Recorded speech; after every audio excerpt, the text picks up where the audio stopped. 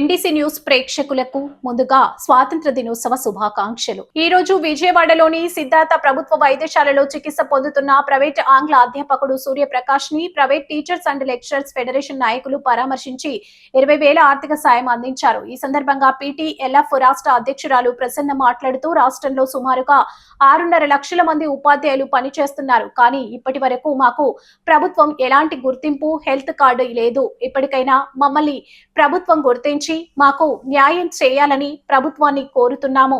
Private ఉపాధ్యాయుడికి ఆర్థిక సాయం చేసిన శ్రీ అద్భుత పాఠశాల యాజమాన్యానికి మా ఫెడరేషన్ తరపున ధన్యవాదాలు తెలియజేశారు. ఈ కార్యక్రమంలో రాష్ట్ర ప్రధాన కార్యదర్శి అయ్యప్ప మరియు తిరుపతి జిల్లా ప్రెసిడెంట్ అశోక్ నాయుడు పాల్గొన్నారు.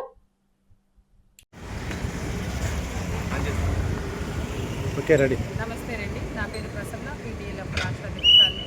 రాష్ట్రంలో ప్రైవేట్ టీచర్స్ కానీ 4.5 లక్షల మంది ఉన్నారు, లెక్చరర్స్ 2.5 lakhs ఉన్నారు. ప్రైవేట్ టీచర్స్ అండ్ లెక్చరర్స్ మేము హెల్త్ కార్డు లేకపోవటం మూలన ఈరోజు సూర్యప్రకాష్ అనే ఒక లెక్చరర్ గారు ఎంత దీనమైన స్థితిలో విజయవాడ గవర్నమెంట్ హాస్పిటల్లో ఉన్నారో, అతను యాక్సిడెంట్ జరగటం మూలన కాళ్ళు చేతులు రెండింటికి బాగా ఫ్రాక్చర్స్ అయినాయి.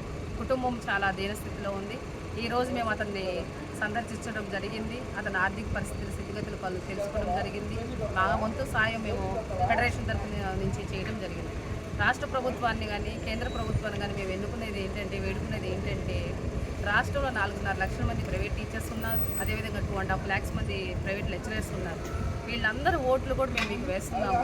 అంటే 6.5 లక్షల ఇంటూ ఒక 4 ఓట్లు వేసుకున్న మీకు ఎంతోమంది మా వైపు నుంచి మీకు ఓట్లు అనేది వచ్చి మిమ్మల్ని ఎన్నుకుంది మా ఆర్థిక పరిస్థితులు బాగుంటాయని, మాకు హెల్త్ కార్డులు అదేవిధంగా ఉద్యోగ భద్రత కల్పిస్తారని, అడ్మినిస్ట్రేషన్ బాగుంటుందని ఎన్నుకున్నాము.